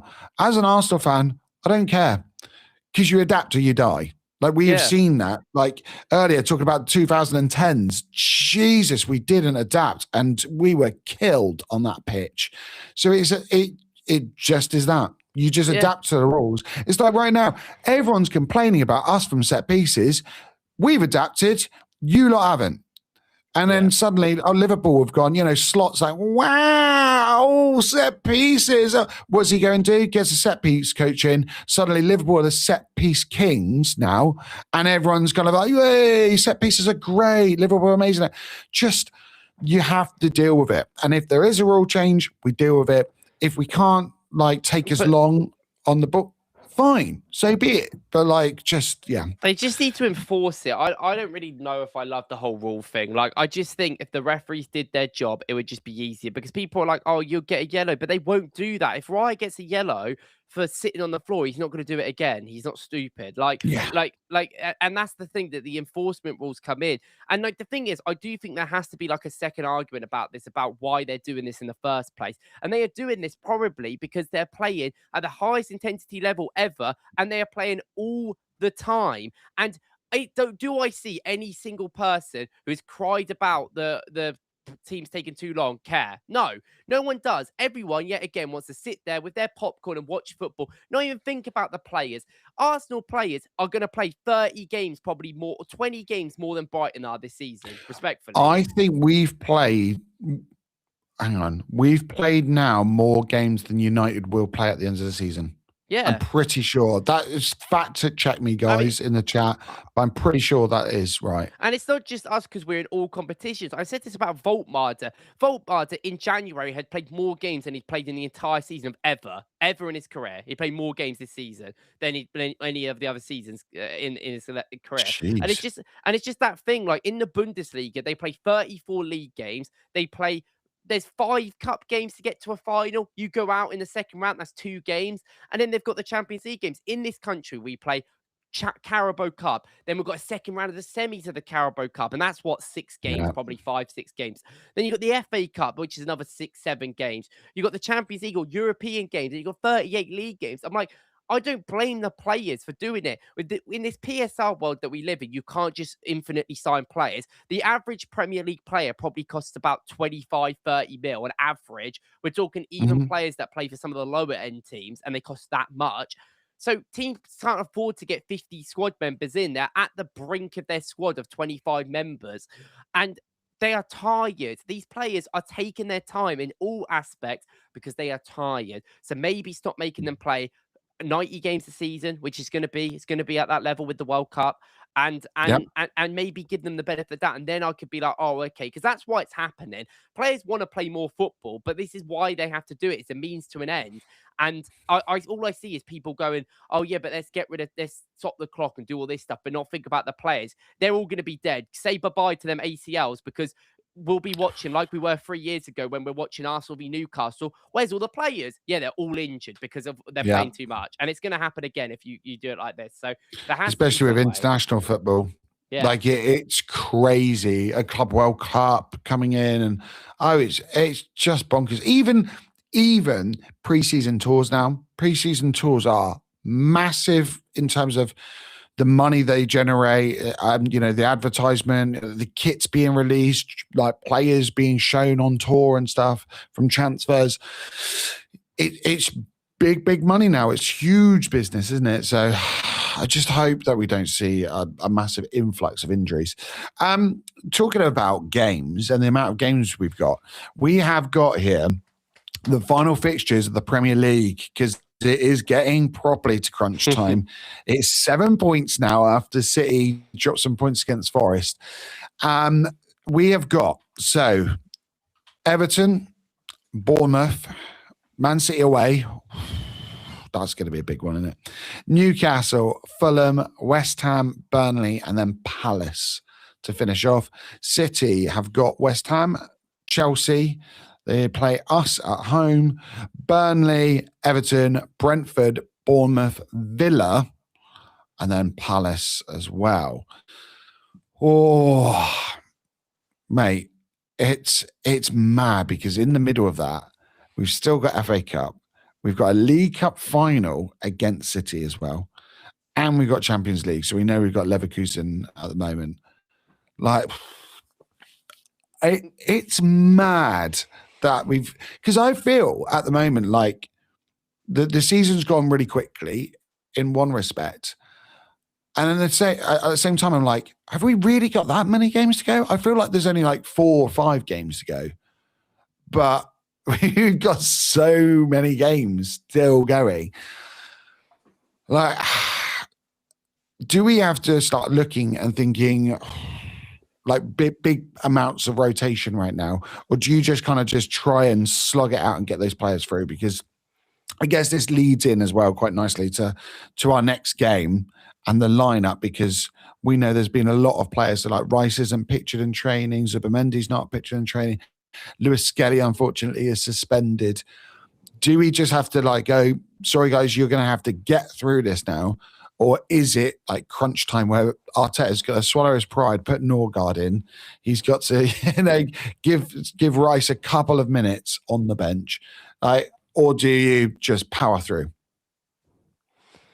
Well, I mean, obviously for Mansell, we're not going to do that. But like, I mean, in the league, it's all about winning. I just think we're going to have, I mean, everyone has to play. This is crunch time. I do think there still needs to be some rotation. I don't really know. I don't really think any of my opinions about how the team should be playing in certain games has changed. I have no idea like what games are going to end up being harder than others, because you just never know with this league. We literally drew to Wolves and Brentford. I'm not saying Brentford are bad. They're a pretty good team. But we drew to Brentford and Wolves and then beat like Brighton, Chelsea, and Tottenham. I know Tottenham are like probably the worst team in the league on form, but obviously going into the game, they are. It's so weird. I think that anyone could beat anyone.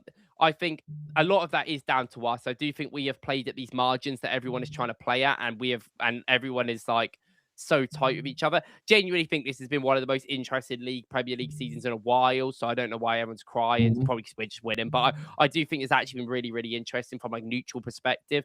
There's been a lot of interesting things going on at all these teams. I don't think any team has had like a clean run this season. I think everyone's had runs where they've been poor, including us. Yeah. So I look at this and I think we definitely have, I'd say, easiest fixtures, but like I said, you just would never know. Like, it's so tough to know what actually is. We've only got 3 more away games. I actually thought it was funny because when I was doing my video today about Hurzeler, I was reading his presser before the game for Brighton's website, and they were talking in that presser like, oh, Arsenal aren't that great away. They've lost 2 of their 3 games away this season, which is true, fair enough. Do you think you're going to be able to beat them? And I was thinking that might be true. We've also still got the best away record in the Premier League. So yeah, okay, maybe we do struggle more away than at home. I don't know if I'd agree with that. I actually don't know if I do, but I do think that that's just stupid because we've still got the best record, even though we haven't. I think we've drawn like 4. We've lost like 1 or lost 2. So we have got points, but that is still the best. That's the level we're at. Some of these games are tough. Like I think City just looks so weird to me because they played bad against Leeds, I would say, or pretty like mid. They won that game. They played pretty good against Forest. I thought they were fine, and then they drew. But then we played pretty good against Forest, and we also drew. So it's just that sort of thing. Like apparently Forest just want to get results against the big teams. Forest only lost by a last-minute goal to Liverpool as well. So don't know why they play better in these games. It's such crunch time. This is where we're going to see the real mentality of the players. I mean, actually, ignore me. I was just going to start talking about their counter-attack and playing in transition with Forest, but let's not go down that road. We are an Arsenal podcast. This is the crunch time. This is the time that matters. I have questioned the mentality of this team over the last couple of weeks, and it's still something I think about a lot. Chelsea game, I still think about it a lot. They had 10 men, and I do really think we were so nervous to move. Obviously, Rice wasn't on the pitch, but still don't think that's that much of an excuse, personally. Brighton, though, we did step up. Yes, there was a shaky moment 5 minutes in, 6 minutes in with Raya. Other than that, I think fantastic defensive performance. I think Brighton barely had any chances. Actually thought in the last 20 minutes we were pretty comfortable. Like I didn't think Brighton were that close to scoring. And that is something that we have, that we know that the team can do. We have the resilience, we have the determination, we have the grittiness about us that everyone hates. It's the big thing that we've got with this team: grit, determination, and defensive solidarity. We haven't showed that very well over the last couple of months. We have been disappointed in that aspect. But we showed that against Brighton, and that gave me more confidence. In a tough away game without William Saliba, we were doing some funky things with the defense because Calafiori, we had 3 left footers in Calafiori, Hincapié, and Gabriel were part of the defense at the end, and they were fantastic.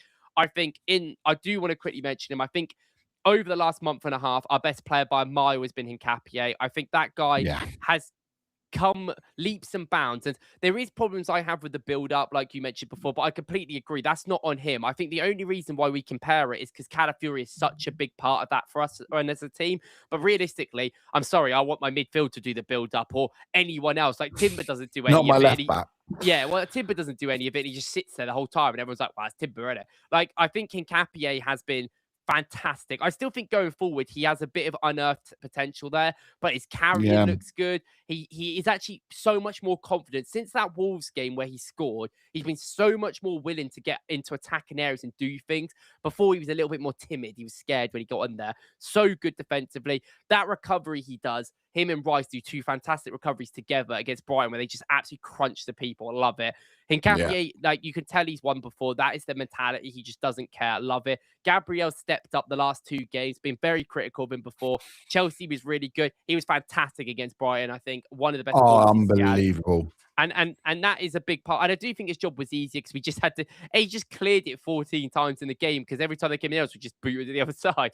But that's the mentality we need when we've got some players out like Saliba. I think Mascara did struggle against Brighton to an extent, but we still got there in the end. And that's the big thing. Rye's been much better recently since after the Wolves game. He's been really good. And I really do think, like, I look at City and they always have the problem where they just get so tired late in games that they just really, it's not even a mentality thing. I just genuinely think they get so tired that they just can't, like, just keep up. They're bottling it. That's what that is. And also, last thing, Murillo, if we win the league, you get him on the bus. That clearance off the line. The clearance off the line. I've already started thinking about our video of, players who are going down that I would take. I was like, there's some players out there. There are some players. Well, Tottenham. I wouldn't take any of them. Do you know what is mental? It's like, at the beginning of the season when they're going, the combined 11s, like, I'd have in this player and I'd have in this player. Like, oh, look at me now. Like, oh my I don't know God. if we could talk about it if you've got a point of view, like, in a bit, but I don't know if we should score. They actually might get relegated. Yeah, let's do it. Let's do it because I think this is the worst form ever in Premier League history. Like, it is absolutely atrocious. Let me see. I had a little tweet that I'd saved about them. I cannot find it for the life of me. When you're trying to find something, there's no chances there. But they're the worst team we've played. Like, I've got a friend that supports Wolves, and it was prior to us playing Wolves and Tottenham, in that run-in. And I said, I fear playing you a hell of a lot more than Spurs. Like, Spurs are awful. And like Tudor, like playing Gallagher out on the right, and just looking, going, what are you doing? Like, I didn't understand what they were trying to do. He looks lost. And I think that might be one of the worst managerial appointments ever. Because if they go down, you're going to look and go, you brought in a bloke who had never done it in the Premier League with a squad who had never, should never be in that position anyway. And you've gone, go for it, mate. Let's see what happens. I just think that's mental. You would have been better bringing back Big Sam at that point. And I know they would have been the laughing stock, but at least I could have gone, all right, yeah, fair enough.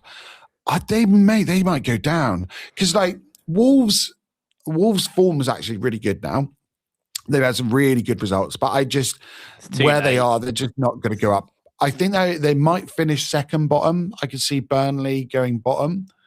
It all depends on West Ham, Forest, how the teams around them play, but it looks bad. It's so bad. Which looks really good for us. The thing is as well, if you look at all the underlying stats and all the in-depth stats, they deserve to be where they are. I think underlying stats on points put them 80. They've got on expected points. They've got the same points as Wolves. Wolves actually have got 70 points less than they should have, which is kind of rough. But that's what happens when you can't score goals. It's the same with Forest, actually. Forest don't play bad football. They just haven't been able to score a goal all season because Chris Wood's been injured the entire year. He scored all their goals last year. I think their top goal scorer's got 4 goals or something, 3 goals, and that's why they're there. They're there. West Ham have actually been playing very good football since January. Somerville, by himself, is in attacking sense, because some of their defenders, they got Disasi, and he's been a great side and fair play. But Somerville, in attacking sense, has been the hard carry. He is doing everything he can to not get relegated. That guy's he's definitely got a career back in the Prem. He's definitely he's been fantastic. I've been really impressed by Somerville recently. I think West Ham is scary, and I think they've got the easiest run, actually. I think when I crunched the numbers, technically, obviously, everyone can beat everyone, so it's a bit harder, but I think they've got a lot of home games left. They play some of the harder teams at home, and then they play a lot of easy teams away. Easy team. No game's easy when you're down there, of course. But that is really up there. Only a point difference. I think they play Tottenham. I can't really remember, but obviously Tottenham's next league game is Liverpool away at Anfield. After they've got to play Atleti in the week with no Van der Ven.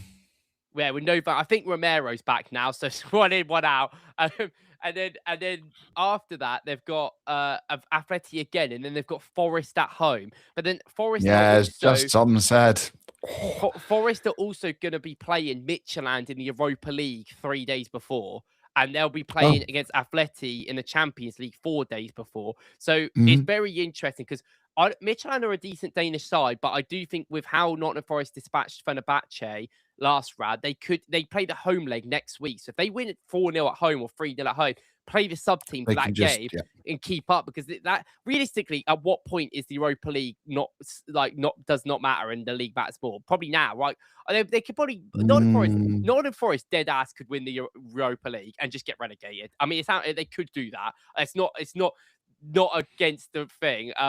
I think with Spurs, they probably will just go out to Atleti, so it's whatever. But they just don't play good football. Igor Tudor, everyone's like, why did they hire him? They've had this fetish for him for years. It was their sporting director, Patricio, wanted him in before they got Frank in. They've always wanted Tudor in. He loves Tudor.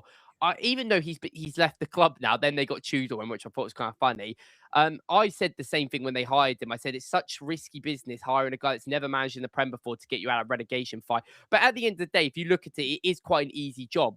If I was coming into that job, I'd be like, oh, I've just got to just not be awful, and I could probably keep him up. It's like when he's getting paid an absolute king's ransom, and it's he doesn't care if they go down. He's got no investment there. He'll just go, all right, yeah, whatever. See you later. Back to Italy. He's only there to the end of the season anyway. I think the biggest thing about it all is I was watching Joe Tomlinson speak about this earlier on one of his videos, and he said that maybe the big difference is, because I always talk about I don't think mentality has as big as a deal at elite sport as much as people do sometimes. I think quality is still the driving factor, but there is still a big part about this mentality factor. If West Ham and Nottingham Forest get relegated, a lot of them players in that club will know that they will probably never see Premier League football again or not get a big move. If Tottenham players know that they get relegated, most of them know they'll be able to get to a team or get promoted.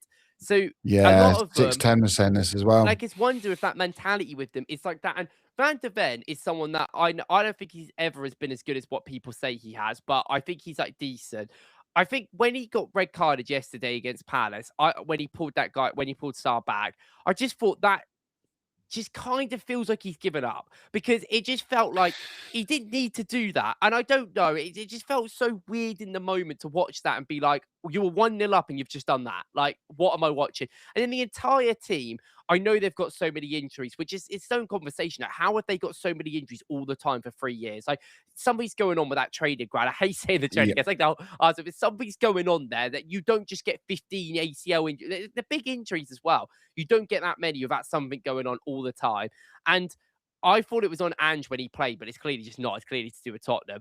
I just watched that game yesterday, though. 12 minutes after they got red carded, they could see 3 goals. And I was like, wow, this is like they are not trying. They play Liverpool away next. They're going to get thrashed. I was doing all these great videos when we beat Spurs, being like, oh, look, Gyökeres, you should do this more. No, it genuinely is because Spurs just give him so much space. I thought maybe I said at the time, I was like, maybe it's a Spurs thing, but maybe Gyökeres played well. I think it was just a Spurs thing. They're just genuinely that bad. I watched Palace against them, and Strand Larsen's like, oh my God, I could just run where I want. Sarr was doing everything.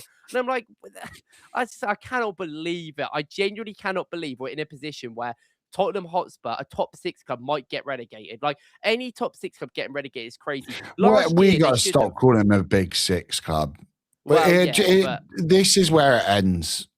Like, so I'm sorry, but the mainstream media and stuff, that should be the conversation right now. Not about how we're playing. The mainstream media should be going, Tottenham are going down, and who takes their place in the big 6, and then because imagine that as well. That would actually be a lot of kind of interaction on that. The amount of people from like Villa, from Newcastle, like all these teams are going to start getting involved. But nevertheless, they want to talk about us. Well, and I love this as well. I've seen a lot of stuff about Tottenham, actually, but I know a lot. I spoke to someone earlier. I spoke to my dad, and he was like, I haven't really seen anything about Tottenham. Why? I was like, I've seen loads. I don't know if it's just me. I do work with Tottenham fans. I haven't. Oh, I've seen a lot. It's all over my social media about Tottenham. I've seen so much about him. I don't know if it is because I work with people that are Tottenham fans, so maybe that is, but I don't know. It just seems like, for me, I've seen so much of it. Maybe. Yeah, I haven't seen much. That's interesting.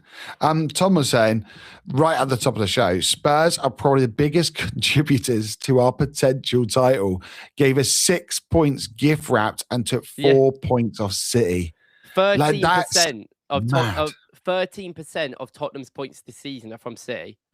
Norbin's put that on Twitter, and I thought that's hilarious. If they didn't get their points, they'd actually be in the relegation zone. Like, oh my God, they just get, oh my God. I feel like some of their players I do look at and go, what do you think in your head right now?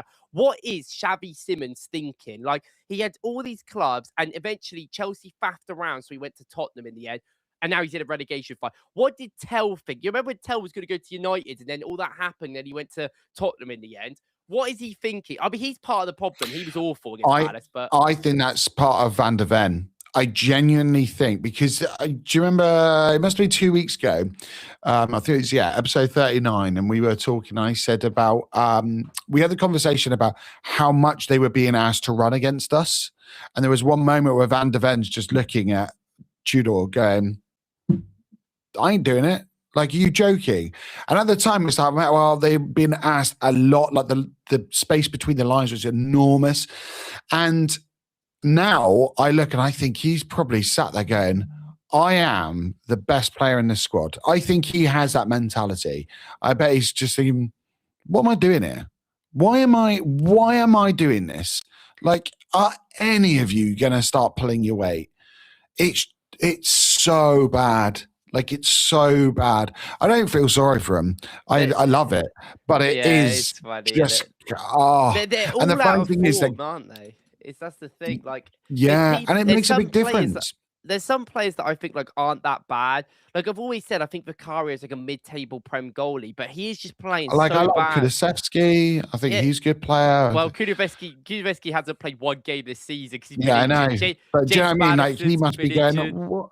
He would, like, what do they do? Like, the thing is, do you think, like, if they, like, I think this is a better conversation. Like, if they did get relegated, I was thinking about this the other day, but like, I think obviously a lot of them will leave. Like, I would expect at least 85% of that squad would leave, which is in itself, saying it is crazy. Think about that turnover they got to do with players. Apparently, every single player has a 50% like they lose money. Cut on the wages. Yeah, because that's a Daniel Levy thing. He always had that in his head. Fair enough. To be fair, don't blame him. He could see the future. Do you think like any of them Do you think, because I don't think it will happen because it's Arsenal Tottenham, but do you think Arsenal try and get any of them? Like, I saw a Chelsea fan say that he's concerned about how their mentality, like, of them recently, and that would red flag for any of them. I get it. I think it's a bit difficult when you're going into work every day, you're going into play, and everyone's probably just miserable. I'm sure right now it's horrible to be there. And I get that that's probably kind of like such a dampener, especially for some of the younger guys. Like, I really do feel bad for Gray, bless him. I imagine as well. You know, like all the people behind the scenes, like the chefs, all the people that just do the general day to day. They're not, the normal people like us doing the work behind the scenes. It would be awful. Like, it would be awful being one of those players I'm getting paid all this money. This club, this institution might be destroyed because if everyone jumps ship, that might be the end of them.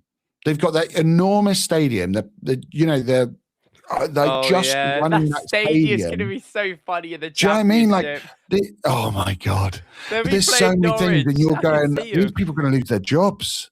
Yeah, that's the thing. Like they're going to lose their jobs, and you're added pressure. It's not just the pressure of the fans; it's the pressure of the people whose livelihoods depend on you. Yeah, like I couldn't. To be fair, I couldn't do that. That's why when people like are playing bad and the whole team is playing bad, I always feel like it's so hard to get out with that, because even if, let's say, Xavi Simons has a moment where he runs past half a team, then there might not be any options in front of him. No one might be making a run, and he might not have a good shot. It's just so tough to do in a team game. It's so tough to do that. Like, Van de Ven is probably their best player, and what he did when he pulled that in back was, I think, unexcusable. Like, why is he doing that? But at the end of the day, he's a centre back. What can he do? Like, he's playing in this dog awful system. His centre back partner hasn't been there for a month because he got red carded. So he's just sitting there like, well, what? Like, it's just him. I'm like, I just think that I don't think Vicario is that great at all, and I don't think he's been great recently. But I'm like, I genuinely do feel bad for him. I feel bad for a lot of the players. I'm like, what can they do? And I really do wonder, like, we talk about fire sales. Like, I'm not sure if a lot of them will go to Tottenham. Like, I think Tottenham will try and preserve their youngsters. Like, they'll try and keep Berg, Val, Gray, and just be like, right, look, we're going to play in the Championship for a season. You're going to get experience, and we're going to go back to the Prem. That's what's going to happen. Viskovic, who I'm doing a video about on my second channel, who's on loan at Hamburg. I expect him to come in and just be a started centre back for them. Easy dubs. Did they give Gallagher 200k a week? Yeah, they did. Yeah. It's one of the most highest payers, which I saw loads of Tottenham fans complaining about. The thing is, Gallagher's not bad, but like, you put him in this setup where everyone's awful and he doesn't fit the system, and you've already got too many players that play like. Yeah, you got so many. Yeah. What's the point? Like this is the thing. Like, I think their midfield is their worst part of their team. But if I was Arsenal, would I want any of Tottenham's players? Obviously, not even thinking they're just like as a player, just thinking. I'm like, I don't know. Probably. Mate, I would just take Van de Ven just for the lols. Like, the Sol Campbell too. Going to Liverpool. I could see him going to Liverpool. Yeah. Playing left back. I mean, the only other players, like, I to be fair, like Sarr. I quite like the way he plays, and you look and go, well, that one might work. I can't stand James Maddison. Like, and I know you. I bet you've got a little soft spot for him. I bet you do. Yeah, Norwich legend. He was there for there you go. Player of the season. I look at him and I remember him talking about winning cups and da. I'm like, don't get me wrong. I know he hasn't played much, but you've been part of two massive clubs in Leicester and Tottenham going down. If that happens, like, sorry, you can't come back from that, mate. Norwich. Yeah. But he didn't go down with Norwich, but he was in the Championship. I think actually. But the funny thing is about this whole thing is, like, if you said to a Tottenham fan, like a hypothetical last year, you win the Europa League, you win a European trophy, but you get relegated the next year. It seems like a hypothetical, but might actually happen. Do you think they take it? I think they would have. Yeah, I think we'd given the time. It's like the same with now. What about if you said to them, but the year you go down, Arsenal win? Wow, yeah, they wouldn't have done that, would they? Because they care more about us. That's the problem. Like, the thing is, it's like with Arsenal. Like, right now, like, I'm like, do I like the way Arsenal play? No, but I don't care as long as it wins us a first league title in 22 years. It means goes to ends. We need to just do what we need to do right now. Next year we can have these conversations about this, but with Tottenham, it's like right now I just cannot cannot believe I knew that he was going to play this aggressive 5-back system because that's always what he did. Apparently he's changed system 3 times in 3 games, which is already a big red flag. Yeah. But surely if you need to stay in the league and you've got so many defensive injuries, just play like a 4-4-2 or something. I don't know. Just make it That's simple. kind of what he went for in the last one, but play Gallagher out on the right, and it just didn't work. They were probably okay until Van de Beek got sent off, to be fair. It's these sort of things where it's like, I don't really think that's Tudor's fault. The mentality of the club right now is in an absolute mess. I cannot believe, the thing is, last year they could have got relegated, but the 3 teams that were bottom of the league were just so bad. This year it's not the case. Other than Burnley, I think every team's okay. Wolves have been very unlucky, to be fair, and have only just started playing football. I mean, they're playing right now actually against Liverpool. I wonder what's going on. I haven't looked at it. It's 0-0, fair enough. But I just think, Spurs can't get away from them being bad. They were bad last season. People were like, yes, Europa League, they're focused on that, fair enough. But it's clearly they're just not good. No, they're just not. They're not. And I absolutely love it. Nothing better. What a season it could be. Arsenal winning multiple trophies, Tottenham going down. And then right at the end of the season, we'll get City getting done for the 1-1-5. Pep leaves, absolute domination for the next decade under Arteta. Mate, what have we been on? 1 hour 54 minutes. That's it's nice. It's been a nice one, an early one tonight, but it's been a nice one. Thank you all for tuning in. There's been so many of you, but. By the way, I need to say a big thank you. We have finally hit 700 subscribers on this channel. We got there, Reece. Honestly, it really does mean the world, everyone tuning in every week, commenting on the videos and stuff. I love the fact that I have, the same names popping up in the chat, popping up in the comments, asking questions, getting involved in it. I genuinely, I really appreciate it. It is brilliant. It's so nice having that community on here. Guys, if you haven't done so, please like the video, hit the subscribe button if you're new here. Reece, where can people find you? Wokkles Football. Let's go. And Wokkles on X is hitting up now. By the way, you need to put that light behind you. That light, that new, Wokkles F behind you. That needs to be lit up, bud. Yeah, but it looks bad when it's lit up. It's not as good. Oh, mate, it looks sick. We need to do that. You can find me here. You can find me on Instagram, on X, Forder on Footy. You can find me also on TDK Plus sometimes, and my thumbnails over there too. Hope you're all well. You guys know football. We just